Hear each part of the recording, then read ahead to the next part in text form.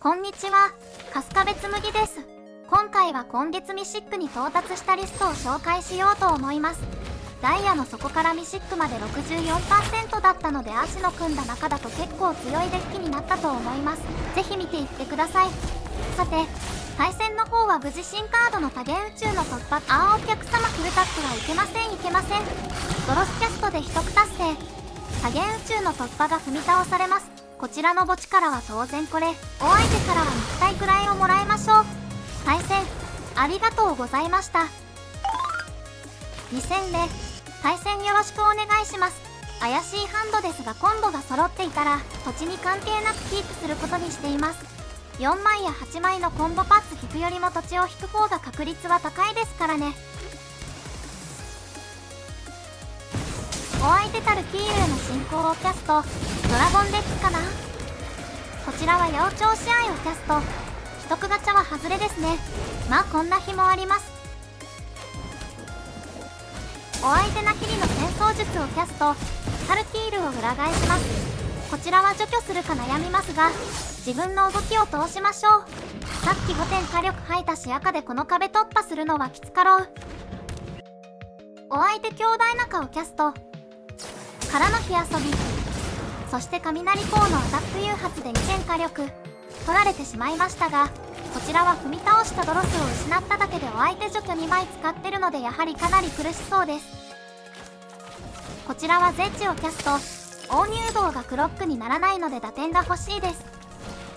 お相手グーをキャストからそれ以上はなくエンド。こちらは一応収穫者でゴブリン取っておきますか。このデッキ白黄昏が苦手なのでマナ伸ばされることに抵抗があります。大入道のアタックはお相手アンタックを選択。こちらもグーワをキャストしてエンドです。お相手グーワの2章は土地を2枚捨てて2枚ドロー。先ほどはだいぶマナフラしてたみたいですね。そして衝動で5枚にて1枚ハンドへ。そして黄昏の凶楽、赤タンバーンが増えたのでもはや定番カードとなりつつあります。こちらはグーは1枚とゼッジを捨てて2枚ドロー。大入道も悪くないですがここはドロスの魔人。お相手のキャンプブロックをとどめていきます。大入道はこれで3ドロー目。ドロソとしていい働きです。ゴブリントークンのアタックは1体で止めてドロスの魔人の能力で2点入ります。お相手グーワが裏返り。さらに追加のグーは今更ながら赤混じりのデッキはほんと強いですね。こちらもグーワが裏返り。八百長でゴブリントークンを強化。全員でアタックです。お相手変わらずトークンに対してキャンプブロック8点入って残り7点。そして多元宇宙の突破をキャストがめくれは外れ、ハンドにあるアトラクサを何故捨てなかったのかってなんでやろな。お相手グーワで2枚ルーティングからの投了。対戦ありがとうございました。対戦よろしくお願いします。これはさすがにマリガン。これはキープですね。今回はコンボデッキらしく割と真面目にマリガンします。マリガン基準は序盤動けるゼッジグーは直セットか八百長と土地が揃ってるのがポイント高め。コンボセット揃ってたら確定で、生物のみは厳しめにマリガンします。要は当たりパイが生物か土地のコンボリーチかそうでなければミッドレンジプランを取れるかどうかですね。お相手白単コンですね。なんか最近ラスが10枚以上入ってそうなデッキによく当たります。さっきも語りましたが、コンボ成立させた後の負け筋としてよくあるのが除去本による白黄昏なんですよね。コンボとはいえ最後は生物で殴って勝たないといけないのとこちらは全除去がないので横並びには基本対処できません。グーワでルッピングしたらさらに重くなりました。お相手除去は集団疾走に頼るつもりなのかトークンが生き残りそうなので通常キャスト狙っていきましょう。お相手黄昏の凶楽、これはあれですね。アグロ絶対殺すデッキ。こ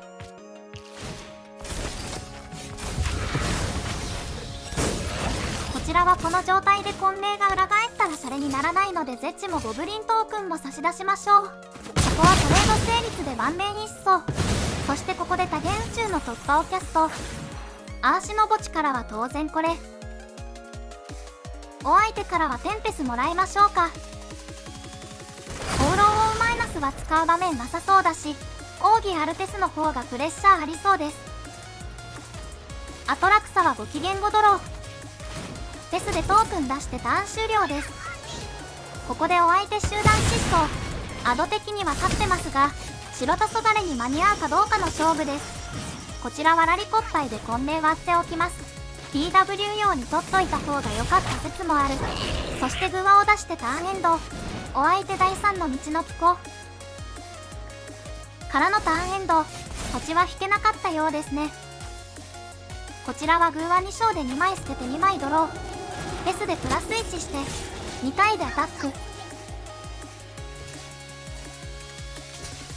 お相手片方相打ちで2000入って残り24点。こちらはギックスの残虐1勝から。やっぱり黄昏持たれてますね。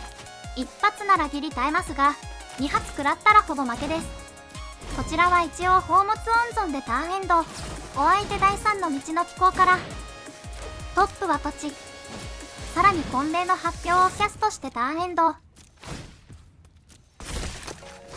こちらのトップはこれを待っていた脅迫。ギックスの残虐2勝で持ってこようと思ってたので何もらうか悩みますね。ここはチャンプブロック許さないドロスかな。こちらはまず脅迫。白黄昏を捨てさせます。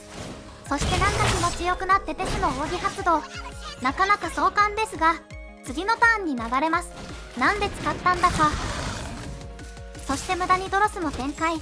容疑者は集団失踪を見落としていたと供述しており、お相手第3の道の機構から集団失踪をキャスト。まあまあ次のターンまたアトラクサ帰ってくるから。こちらギックス3勝で釣り上げるのはもちろんアトラクサです。この試合ほとんど見なかった八百長試合、こんなところに埋まってました。ブーワの2勝はルフティングせず、欲しいカードがほとんどないから LO 警戒です。そして大入道からゼッチとキャスト。さらに八百長試合。この状況でラリコッパイ選ぶ贅沢よ。そして八百長試合の秘匿達成でラリコッパイ踏み倒し、本命は割っておきましょうね。お相手白黄昏。どんなにファンドワードつけててもこれ一発でひっくり返るのちょっとおかしいことやってる。こちらはグーワが2枚裏返り。大入道からフェスでトークン生成。さらにおまけの多元宇宙。こちらのライブラリは残り7枚です。もうアトラクサはいらないでしょう。お相手のチャンプアタックを防ぐためドロスの魔人を釣り上げます。お相手からは放浪王でマイナス1でトークン生成。そしてターンエンド。ラスがなければグーワとドロスで一気に削れますが、果たして真面目にライブラリアウト負けが見えてきたのですが、こちらはペスのプラス、放浪王もプラス。地上はブロッカーがいるので1点で育てて飛ばす作戦です。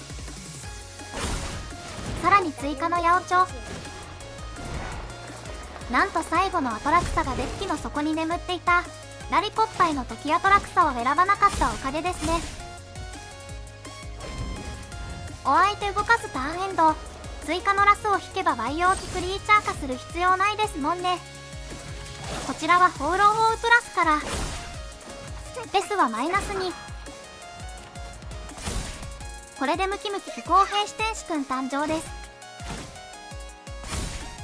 そして八百長でアトラクサ踏み倒し、アトラクサでグーワを取りますが、これキルターン変わらないなら取らない方が無難でしたね。そしてようやくお相手銀の顔に左ジャブ。グーワをキャストしてエンドです。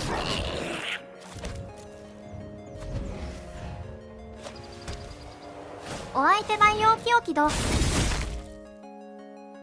放浪王にアタックします。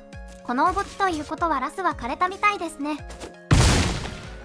ここはゴブリントークンで受け止めます。お相手のクソデカ培養機はマイナス2で追放。八百長でパワー級は2対2。そしてウギンの顔面にワンツーです。ここでお相手 PKO。対戦ありがとうございました。なんか動画1本分くらい疲れましたが、4戦でいくぞ。これは大満足キープですね。お相手ラクドスから。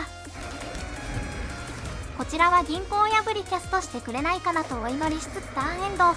しかしお相手も構えてエンド。こちらは八百長試合をキャスト。基本的に除去があるカラーに対しては全部八百長からキャストで正解だと思います。お相手グリクシスカラー。そして構えてエンド。セオリー通りの動きですね。こちらは八百長の種は2体いるので片方はキャストしてしまいます。しかし当然除去。ここでメインから動くなら除去がないと思っていいですね。お相手は鑑定士をキャストしたということは除去がないということです。アーシが全ターン構えてるの丸見えの相手に生物投げたということはもう1枚あるのは分かっているはずなので探しに行った形でしょう。とはいえ先手の差でどうにもならずアトラクサ着地。偶話の主張が激しくて3ドローでしたが、どうせハンドは触れるのでよしとしましょう。お相手5斜めから絶望将来。先ほど脅迫が引けていればと思いますがしゃあなしです。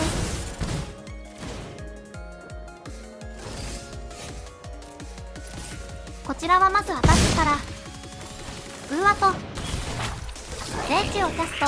これでシェオ直は勝ってますね。お相手切り崩しからシェオ直。マンハンド多くてあんだけ構えてたのでそりゃ切り崩しありますよね。